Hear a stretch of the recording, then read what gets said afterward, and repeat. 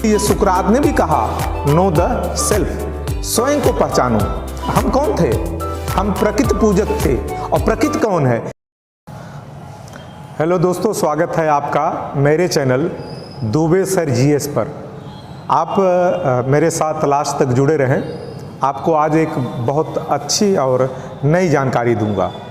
हम भारत के लोग हैं और सनातनी हैं। हिंदू धर्म देवताओं, ईश्वर, आस्था के प्रति ज़्यादा उदार और समर्पित रहा है। मैं आज अक्सर यह बात चलती है कि भगवान है कहाँ, भगवान कहते किसे हैं। तो आप यदि लास्ट तक वीडियो के साथ बने रहेंगे तो मैं आपको आज भगवान से परिचय कराऊंगा। शायद इसके पहले आप भगवान को महसूस करते रहे, आसपास रहे, लेकिन जान नहीं पाए कि भगवान है क्या। जो बार बार यह कहा जाता है कि भगवान कहाँ है, भगवान कैसे है, भगवान कण कण में है, ये सारी बातें आज मैं आपको बहुत साफ तरीके से और अच्छे से बताऊंगा। तो चलिए आप जुड़िए और बात करते हैं भगवान। भगवान कौन है? यह एक सारे लोगों का प्रश्न है कि भगवान कहाँ है, भगवान कैसा है, भगवान किस तरह का है। यह प्रश्न आपके मन में बार बार कौंधते हैं और वहीं अपने बड़े बुजुर्गों से, विद्वत जनों से यह सुनते, जानते, समझते आए हैं कि भगवान कण कण में है, भगवान क्षण क्षण में है। तो कण कण क्षण क्षण में भगवान है, तो इस भगवान से हमारा नाता, परिचय रूबरू क्यों नहीं होते हैं? तो मैं आज आपको उसी भगवान से परिचय भी करवाता हूँ, मिलवाऊंगा भी और बताऊंगा भी। अब शब्द है भगवान। अब भगवान है कहाँ? क्योंकि हर शब्द का अपना अर्थ होता है, हर अर्थ का अपना एक भाव होता है और उस अर्थ और भाव में ही उसका उत्तर भी छिपा होता है। क्योंकि प्रश्न उस शब्द में है तो उत्तर कहीं और थोड़े मिलेगा। जहाँ प्रश्न है वहीं उत्तर है। हम प्रश्न कहीं करते हैं, उत्तर कहीं ढूंढते हैं। ये हमारी सबसे बड़ी विफलता है। आपसे मेरा अनुरोध है, जहाँ प्रश्न हो उत्तर वहीं से ढूंढना शुरू करिए, आपको आंसर मिल जाएगा। तो चलिए भगवान कौन है मैं आपको बताता हूँ कि भगवान कौन है। पहला शब्द है भ। भ है, भ का अर्थ हो गया भूमि। भगवान, भगवान का पहला अक्षर है भ। भ से भूमि, भूमि माने धरती। भगवान का पहला अक्षर भ। भ का अर्थ भूमि, भूमि का अर्थ धरती। भूमि के बाद दूसरा शब्द है ग। ग माने गगन। और यह गगन, यह जो पूरा आकाश है, अनंत है, जिसका कहीं अंत नहीं है, वह कौन है? गगन है। इसी तरह ईश्वर का भी कहीं अंत नहीं है, आकाश का भी कोई रूप नहीं है, ईश्वर का भी कोई रूप नहीं है। आप देख लीजिए, ईश्वर का कोई रूप नहीं है। ईश्वर कौन है? निराकार है। जिसका कोई आकार नहीं है वह कौन है? भगवान है, निराकार। और इस निराकार शब्द का अक्षरशः शब्द विन्यास करेंगे, शब्द का अर्थ निकालेंगे तो गगन, जिस तरह गगन का कोई और छोर नहीं है, तो इसी तरह ईश्वर का कोई और छोर नहीं है। तो भ से भूमि, ग से गगन अर्थात आकाश। और दूसरा गगन के बाद तीसरा शब्द है वा। वा माने वायु, वायु का अर्थ है हवा से। तो भ भूमि अर्थात धरती, ग गगन अर्थात आकाश, वा मीन्स वायु, हवा।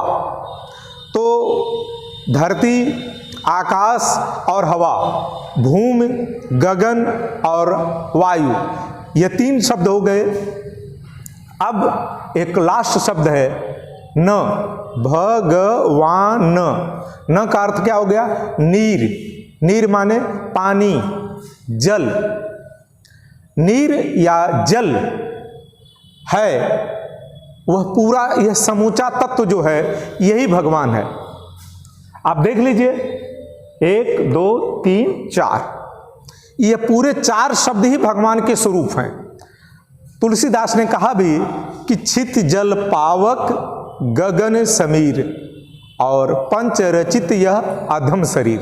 अर्थात हमारे शरीर की रचना कैसे हुई है? इसी हवा, इसी पानी, इसी मिट्टी, इसी आकाश का जो स्वरूप है वही हमारी आत्मा है, वही हमारा शरीर है। आत्मा और परमात्मा दो शब्द हैं। परमात्मा बड़ी इकाई है, आत्मा उसकी छोटी इकाई है। एक अणु है, एक परमाणु है। अणु और परमाणु, सूक्ष्म और स्थूल। स्थूल जो है जब उसको तोड़ेंगे तो खत्म होते होते, टूटते टूटते क्या बचेगा? आवेश, एनर्जी, विद्युत। और यह विद्युत आवेश ही प्राण है। जब सूक्ष्म को इकट्ठा करेंगे तो वह स्थूल हो जाएगा, और स्थूल को जब तोड़ेंगे तो वह सूक्ष्म हो जाएगा, आवेशित हो जाएगा। यह स्थूल से सूक्ष्म, सूक्ष्म से स्थूल, आत्मा से परमात्मा, परमात्मा से आत्मा। और यह जो 5 चित जल पावक गगन समीर से यह हमारा जो शरीर बना है यह आत्मा है, और ऊपर ईश्वर कौन है? परमात्मा है। और यह आत्मा और परमात्मा को समझना है तो आपको मिट्टी, आकाश, हवा और पानी, ये सारे तत्वों को समझ लेंगे, उसी दिन आपका साक्षात्कार किससे हो जाएगा? ईश्वर से। इसीलिए देख लीजिए, राम जब वन गमन करते हैं तो अयोध्या की मिट्टी लेकर के जाते हैं, मिट्टी की पूजा करते हैं, अर्थात ईश्वर की पूजा करते हैं, देश की पूजा करते हैं। ईश्वर कण कण में है और ईश्वर क्षण क्षण में है। हमारी आपकी यह जिम्मेदारी बनती है उस क्षण क्षण को, उस कण कण को अंगीभूत करें, अनुभूत करें, उससे तादात्म्यता स्थापित करें, उससे एकाकार हों। जिस दिन इस क्षण क्षण से और कण कण से हम अपनी तादात्म्यता, अपनी एकाग्रता, तादात्म्यता स्थापित कर लेंगे, उसी दिन ईश्वर से हमारा सामना हो जाएगा, उसी दिन ईश्वर से हमारा साक्षात्कार हो जाएगा। तो हमको आपको कहीं बाहर भागने की जरूरत नहीं है। इसीलिए ये सुकरात ने भी कहा, नो द सेल्फ, स्वयं को पहचानो। हम दौड़ रहे हैं बाहर, हम दौड़ रहे हैं कंदराव गुफाओं में, हम दौड़ रहे हैं मंदिरों में, हम उसका विरोध नहीं कर रहे हैं।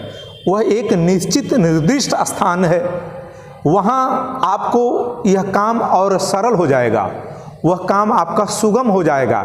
लेकिन यदि किन्हीं कारणों से आप गुफा तक नहीं पहुँच सकते, किन्हीं कारणों से आप मंदिर तक नहीं पहुँच सकते, तो खुद आप समाधि में चलिए, खुद आप ध्यान में चलिए, और ध्यान में जाकर के इन चारों तत्वों का आप अनुभूत करिए, मिट्टी का, पानी का, हवा का, आकाश का, तो आपको ईश्वर से साक्षात्कार हो जाएगा, ईश्वर का दर्शन हो जाएगा।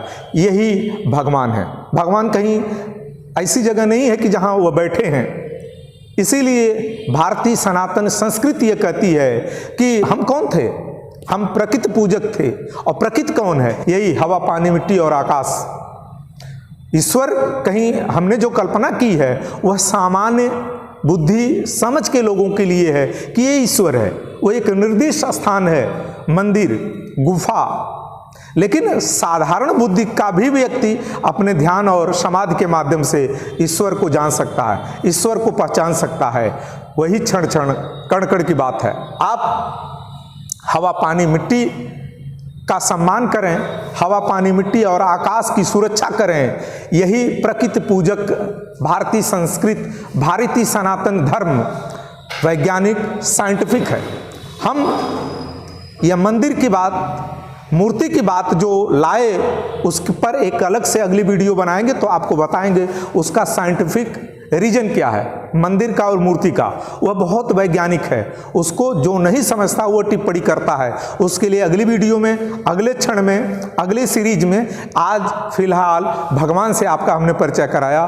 भ, ग, वा और न, अर्थात भूमि, गगन, वायु और नीर, अर्थात धरती, आकाश, हवा और पानी यही मिलकर के ईश्वर की, परमात्मा की और आत्मा की संरचना करते हैं। इसी का विखंडन हमारा परमात्मा में विलीन होना, इसी का संघनन हमारा स्थूल शरीर का प्रादुर्भाव होना, जीवन की उत्पत्ति होना, फिर कभी चर्चा करेंगे। बहुत बहुत धन्यवाद। नए हैं तो एक बार सब्सक्राइब कर लें, अपने मित्रों को जरूर बताएं। इस चैनल से जुड़े बहुत बहुत सहयोग के लिए आभार।